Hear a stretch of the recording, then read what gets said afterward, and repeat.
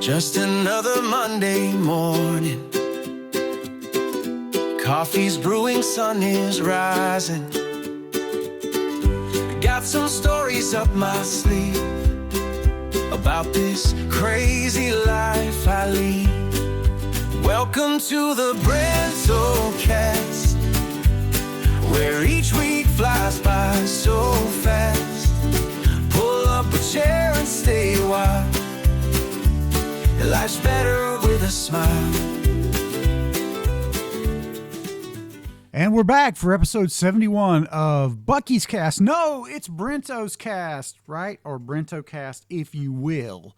It's been about a month since our last podcast, and I just noticed that my annual dues are coming up for Spreaker.com, where I host this informative podcast about everything that is happening in the world of Johnny Brento, your boy Brent Bowers, a.k.a. myself. To me, anyway, right? Things are going great and only getting better. It is dog days of summer, y'all. We've had a really hot week here in Albemarle, North Carolina. And as some of you might have picked up on from previous podcasts, I've been on a bit of a fitness kick since November 28th of last year. I've lost somewhere in the vicinity of 90 pounds. And now I'm training, not working out. I'm training. That's the right way to put it. About 5 days a week, 4 or 5 sessions a week at least, whether it's over 4 or 5 days. It's not always based on what my schedule is with massage therapy. Massage therapy is weird in the summertime. A lot of people no-show, tend to have a couple of days being like first of the week and the end of the week where everybody wants to come on that day and get their massage. So it makes it a little bit interesting trying to accommodate everybody, but I do have some standing appointments on Fridays. So Fridays always seem to be that crazy day. And so I'm always in a rush to get my workouts, some of which were with my trainer, in prior to that. So if I have to not work out on Friday and Saturday, you know, I've at least got the bare minimum work in. Obviously I'm pushing to get myself physically fit, and you know, I'm making great progress on that. In fact, I think I have done intermittent fasting for, give me one moment here and I'll check my Facebook, because I'm all about accountability on this, not for anybody else, but just to help me. Okay, so that means today is 236 consecutive days that I've done intermittent fasting. And my body has become really, really accustomed to it. I do not get hungry very often. And, you know, typically like on an 18-hour fast, I'll feel a little bit of a stirring, not really hunger, but I'll feel that I've kind of reached that empty level, particularly if I'm doing a workout around that time. You can definitely feel your body sort of shift from consuming the calories that you've, you know, put in your body recently to switching over to consuming fat, aka ketogenesis. You know, you sort of feel that if you're in the midst of a hard workout. And now we're all about lifting harder than you can comfortably lift to build strength, you know, and endurance. And lots and lots of performance carries, people. That's where it's at, and we do a lot of that. And it does make you stronger. It kind of sucks in the moment, but it does make you stronger, and stronger is better. More flexible is better. That's something I add as a massage therapist. More flexible is better. Flexibility equals strength in lots of cases. But anyway, so my trainer sent me this thing last week, actually a couple days ago, and it basically was talking about your body becoming efficient at whatever it is that you do. Let's say that you run on the elliptical. Your body gets really efficient at running on the elliptical. You don't burn calories like you do when you first start. And in the same way, if you are accustomed to fasting 24 hours or, you know, 36 hours or 48 hours, your body will kind of become efficient at holding on to calories to get you through that. And so the fear is that you lose less weight because your body has kind of learned what to expect from you. Well, I'm not getting those constant calories. I'm not getting that sugar to burn. I'm not getting those carbs to burn. So I have to hold on to what I have, and that can, you know, stagnate you. Now, in my case, I don't worry about what I've lost on the weight, on the week. I know that the output that I'm doing could not be sustained if calories weren't coming from somewhere. I know what I put in my body. I know how much I'm burning roughly. So I know that over time, the effect is going to be what I want it to be. And so far, every time that I've checked the scale, that's been the case. Now, when I've tried to weigh on the daily, sometimes it'll look like you've gained a pound, or, you know, you didn't lose as much as you should have based on how much you worked. And I'm doing things like 2 workouts a day lots of times. I've started doing the boot camp on Tuesday nights at the gym where I go, and that's pretty intense. And that'll be my second workout on Tuesdays. And I'm trying to do that every Tuesday. So every Tuesday is a double hard workout. And, then lots of the other days I'll do a hard workout and then sort of an easier workout where I walk. And this has proven to give me the effect that I want as far as my clothes getting looser. So I know I'm moving in the right direction, but I really don't like to weigh more than once a month. And I don't even do that sometimes. I'll know when I get to the place where I'm no longer technically obese. Like, I'll know that because I'm already in that direction. The shelf that used to be my stomach, I would put drinks on top of it. If I'm sitting in the car or watching TV, I could be like, bam, the drink goes right there. Now the drink doesn't fit anymore. It just slides right off. So clearly something has changed. But anyway, this week we're doing something different. And as far as fasting, now I'm still going to fast because I'm never planning to break. I'm planning to, in 5 years from now, it'll just be that many days that I've done consistent intermittent fasting. But instead of doing long fasts, I'm going to try to do like just whatever overnight, whenever I stop eating at night to when I start eating during the day. This is just for 7 days, by the way. I'm still going to notate that. I'm going to call it a fast because technically it is a fast. So that'll be fasting day, whatever. And I've only fasted, like, for example, last night I fasted 13 hours before I ate anything. And then I had breakfast, which I almost never do. And I'm going to eat again today, which is crazy, right? But the idea is to sort of get the body back in the habit of getting a little regular food. Now, with that, I'm going to try to eat cleaner than I would when one amazing thing about this program is that when I'm fasted, I eat whatever it is that crosses my mind, whatever I want. Now, I will say cravings change a lot as you're working out. Your body craves better food. You don't want the nasty food so much, meaning like ice cream and cake and sweets. Or in my case, I don't have much of a sweet tooth, but I will like cake here and there, and or craving like Mexican food where there's chips and salsa and things like that. I always say, what's not to love about Mexican food, right? Like it's a carby food with a side of carbs, And by the way, on that note, I went and see my friends Joy and George perform at Stony Mountain Vineyard the other night, and something called, I want to say, Angelopolis Mexican food truck was there, and I had what potentially is the greatest steak burrito I've ever had in my life. Oh, it was so nice. Had a verde sauce, had fresh limes, radishes and cucumbers sliced. It was epic. It was epic. And of course, that was my first day on this thing. So I'm going to try to eat cleaner than that. During the week, we have a Chick-fil-A here, so I can have a grilled chicken apple salad, which is a bit cleaner, than something like a steak burrito, right? That's got rice in it. I can also get like grilled chicken very easily at Chick-fil-A, and I'm planning on leaning on that this week. So the idea is when I get actually hungry. Now, if it's just a hunger pain, I'm not going to do it. But if I'm actually hungry, whenever that is, I'm going to go and eat something, and it's going to be small.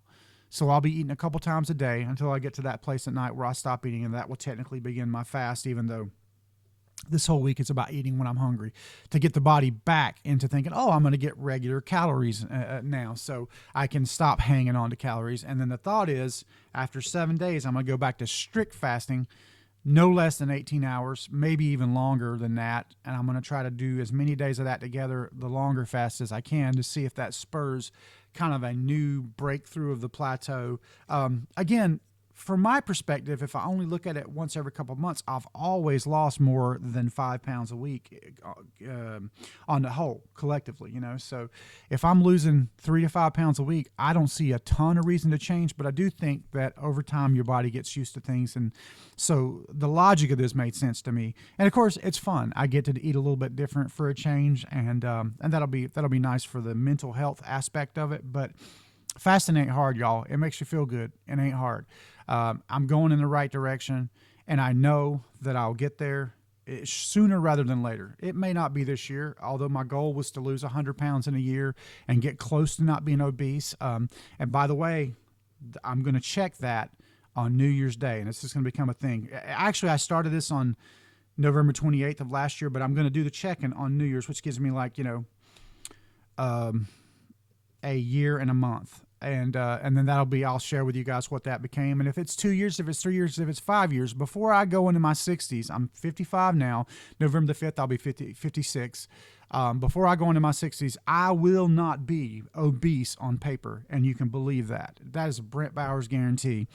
I need to be, for my height, I need to be 237 pounds or less. My goal is 230 pounds. And when I get that 230 pounds, you best believe that I'm going to stay on top of weighing myself then, because I don't ever want to find out that I'm 50 pounds overweight or what have you. You know, in my case, I was like 140 pounds overweight. And man, to get that, I kept losing that same 30 pounds that at the top of that. I kept losing it and gaining it back, And that ain't cool. I always say that my motivation for being consistent and having the right mindset is fear. I fear that I'm down here at the gym at 9 o'clock in the morning, lifting these heavy-ass weights, walking outside, carrying this fireman's carry 200 yards in a freaking 100-degree weather, when I could be sitting at Breakfast Nook or Starbucks having a good old time. But instead, I'm here suffering, and then I don't get the result. That ain't happening. That ain't happening to me. I'm going to make sure that if I'm here, I'm doing the work as needed and as directed. And that's why it's easy for me and fantastic to me to work with a trainer. And by the way, not for nothing, but like if you're serious, you need to go see Todd Garman at H4 Fitness, because he's the 6th trainer that I've worked with. Him and one other guy really were able to move the needle, but he, more than anybody else, has been vested in my success. And I always say, like, I got a couple people in my corner like Nancy and Todd, but most of all, I got divine providence from God. I'm going to succeed. That's it. All right. I just want to talk about 1 second here about positive visualization for the outcome that you hope for and you wish for. And the difference in just thinking, man, it'd be great if I could be rich and I could have a great career and I could be super fit and beautiful and live forever. That'd be great, right? But how much are you willing to work toward that, and how much of your expectations are you going to get in line with your commitment? I would say about 3 years ago, I was kind of redesigning BrentBowers.com, and a little bit of a note on BrentBowers.com. I was the first, quote unquote, and I hate this term, webmaster that First Union hired. I hired their first, I had input on hiring their first art director. I think I was probably the first senior web designer, although that title changed later and that meant something totally different, but they were just looking to call somebody senior web designer. And at a point when I was going to leave for another job, they gave me a big raise and a title bump. So that's how technically I became senior web designer. But that later on meant people that were kind of like pushing the edge of CSS, and that was never really me. It was just a title I held for a second. But anyway, I have had a website around for almost 30 years, BrentBowers.com. There is a literal crap ton of content, most of which you guys can't see because I kept it for posterity. I'm ashamed of some of the articles that I wrote because I didn't take the time to make them grammatically correct, or some of them weren't well thought out. I was just trying to have a web presence back in the day. I had very little time to put on it. And now I write completely differently, obviously. And apart from being a prolific songwriter, I actually like to write articles and just express my thoughts on things. And so a lot of that is on my website, but it's not all for public consumption. I went through the trouble. I was actually with SiteGround web hosts for 18 years. And this whole Ukraine thing resulted in a lot of platforms, for whatever reason, blocking Russian servers, which I think is a little bit unfair, but, not that I'm pro-Russia or anti-Ukraine or any of that. I'm just saying how it, reflected back on me was that because my content was on a Russian server, I couldn't share anything to Facebook and a few other platforms where I would want to share a link to an article. So out of frustration for this, I will say SiteGround was a great host, by the way, but Anyway, I moved my servers to a kind of a private server ran by one of my friends who's a fantastic developer. When I can get him on the phone, we can solve problems real fast. That ain't always, though. But he's awesome and he's a good friend of mine. So I've been hosting with him now. He was able to actually transfer, because he's really an expert in WordPress, which is what my most recent platform was. I was able to take all that content over. So I have an incredible amount of content, some of which I might want to fix up and share in the future. Who knows? But for now, the issue with the site is I have so much content. It's really hard for me to find a way to share the stuff I want to share. Mostly it's video. Since my granddaughter come along 6 years ago, it's mostly like vlogs about her and stuff. But here and there I'll have articles. And then, of course, my relatives, my father, my uncle pass away. I do a little article about them. And then I just have some general writings and musings about some of the software that I use. Some stories from my life as a mortician. Who knows? Maybe there'll be a book in the future. I'm not that interesting of a person, but I don't know. I just like to write. So maybe I'll turn some of these stories into a memoir at some point. Here's one about the Drake equation. Google that, y'all. But anyway, it's a place to share my films and whatnot. But anyhow, recently I realized that I didn't have much of an about page or an updated about page. So I think it was probably 2020 or something like that. I updated my about page, and I put a picture of myself up, and I manipulated it with AI to have a fit body. I was very out of shape, and I had just spent like $1,000 on a nice 3-piece suit that at my fattest, I was about 360 pounds, which puts you at the very bottom of the range of a big and tall store. You go in there and you're the smallest guy shopping there, but they'll have sizes, and even those sizes were a little too big for me, just because those sizes go way up to dudes like 500-700 pounds. But anyway, I had a picture of my sort of like an AI enhanced picture of me standing in front of the Sierra Nevadas, and I had my hair medium length. I can make my hair look like it is in the picture, but only with like a lot of product. That's why I keep it long, so I can tie it back. But I made this picture look fit, and I said, this is where I'm going to be. This is how I want to look. And by the grace of God and the help of the right people, I've actually gotten close to that. I'm pretty close to that right now. I'm probably about 30 pounds away from looking just like that picture in real life. And that's amazing, man. That is really amazing. And it's sort of touching to look at that and remember the day that I thought about that. And I just want to say, all of you can do the exact same thing. Anybody that wants to do this can do it. And fasting is the way to do it. And I like to talk about that a lot on this podcast because how much it has helped me. And I see people out there 400 or 500 pounds all the time that I think, man, you could really benefit from this. I wish that you would embrace intermittent fasting.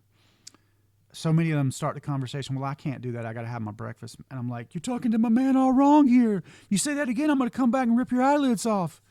For all the reasons I've mentioned already, 2025 has really been an amazing year thus far.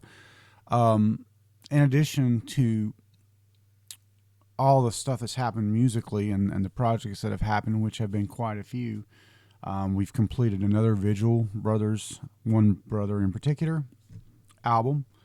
So that would be the third recording engagement we've had with these fellows where we've produced music. We have just submitted for release an album for Ron Vigil, who is sort of the writer and poet type character of the group. And very proud of that one. Wrote the songs based on stories that he had submitted over the years and shared on his website. And did get into a little bit of the AI tools to make him a better singer. He's not really a singer per se, but through the use of some creative AI tools, we were able to kind of ultimately get his actual voice on the record. And there's just songs that I sing and Harrison sings, and we did all the music, of course, once again. Currently rehearsing with a new singer. I'm going to talk more about that a little bit later when I'm sure what that will be, if it'll be a collaboration or if it will be actually a new band. And in addition to that, we have got kind of a live band going, and we're going to be performing our second performance at Loafers on the Deck, August the 16th. That's a Saturday, I do believe. Now, it's been very hot this summer in North Carolina, and I would say it's my first summer in probably, 18 years or so where I wasn't really suffering from being so fat. The 80, 90 pounds I've lost, it's like taking off a big coat that you have to wear around in the summertime. And honestly, the last 2 summers previous to this one were probably some of the most uncomfortable of my life. And it's really, really interesting now that the heat does not bother me the way that it used to.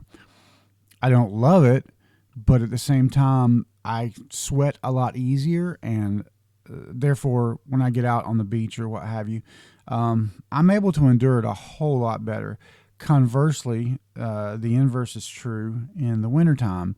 I get cold a lot faster than I used to, and it was kind of shocking to me. We had kind of a cool spring, and a couple of days I had to go back home and put on a long sleeve shirt. That's never happened to me. I mean, it's very, very different. And it's not like I'm skinny or anything, but like I am moving closer to that not being fat profile. The shelf that was my stomach is now gone. Delilah is doing amazing. She has just turned 6 years old. Her hoverboard, on the box it said 12 plus. I knew that she was physically advanced for her age because of gymnastics and whatnot, so I went ahead and got it. And sure enough, after about a day, she had completely mastered it. So we often take her out to Baden to the walking path and do our evening cardio with her on the little hoverboard. It's got LEDs and it syncs with your phone so it can play music. She loves it. That's been a lot of fun, actually. And interestingly enough, Nancy has finally returned to some sort of exercise, so that's great that we are all on the same page. Another big thing that has happened recently is that I've made the commitment to get off of Adobe products, mainly because the subscription has gotten ridiculously expensive. They don't treat longtime customers like myself. I've been with Adobe almost 20 years now, and I will be paying double what a new user pays. And when I realized this, I contacted them and said, look, guys, fee or no fee, I'm canceling unless you guys give me the new user price, which they did. But they want me to contact them every year to arrange that for 1 year. And I was like, well, you know, that sort of tells me how you value my support and subscription money. And in addition, they don't make their products, they stop development on a project before, like, for example, a product like Premiere with bugs. They leave bugs in it. They are trying to kind of keep up with other softwares with regards to AI, but I don't think they have the best tools. They do have AI audio enhancement, which is, you know, designed to take out background noise, which is something that's really germane to what I do, which is my just vlogs. Which again, my vlogs are for me and, you know, my future family to look at or whatever, perhaps, you know, as a legacy or whatever. And I do not feel like those tools are the best out there. I just discovered that DaVinci, which is you pay one time like $295, which I just got that actually yesterday. And you are basically getting all the tools more or less without the graphics part of it, but like the audio editing, the visual effects of After Effects, you know, Audition, and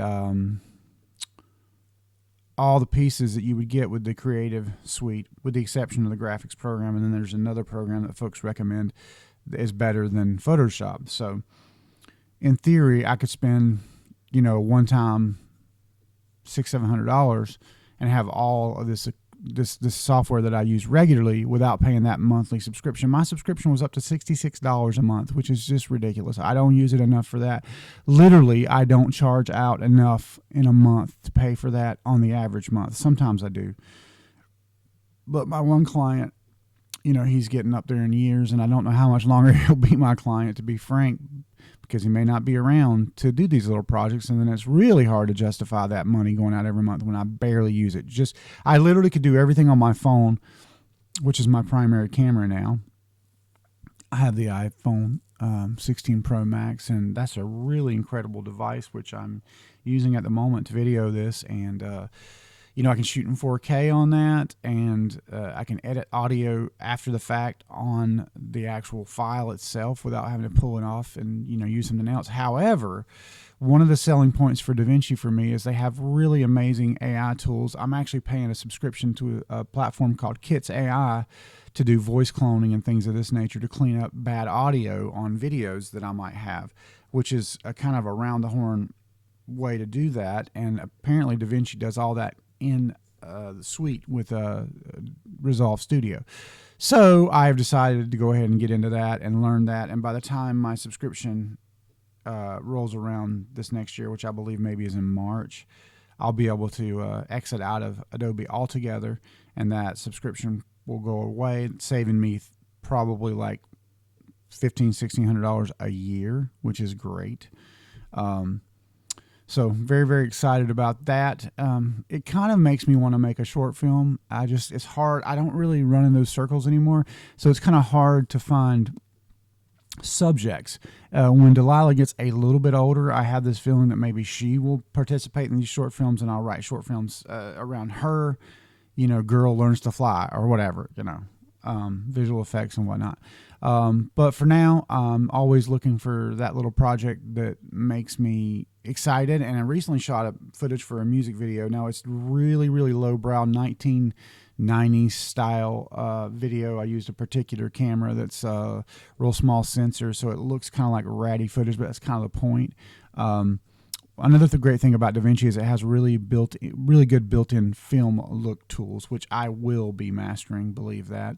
But for now, there's a little bit of a paradigm shift, and I have to go through some tutorials to really get the DaVinci stuff down. But as of right now, I'm still recording these podcasts in Adobe Audition. As soon as I learn those tools, I'll be doing this 100% in Resolve Studio, which actually that might be a good little project for next episode 72. But anyway, in short, this is getting to be a long episode, so we're going to go ahead and cap it off. But know that the video for this will be edited using DaVinci Resolve Studio. And going forward, I hope to use that on everything and eventually just get out of the Adobe ecosystem. And I'll just say this, Adobe, I loved you for a long, long time, but you did this to yourself. If you switch course, who knows? Maybe you can get it back. But for now, the greed has overcome the value. And I think that is really a kind of sad thing. But, things have to change for things to get better. So this is where we're at. All right. Hope you guys have a great month, and check back soon for another Brentocast.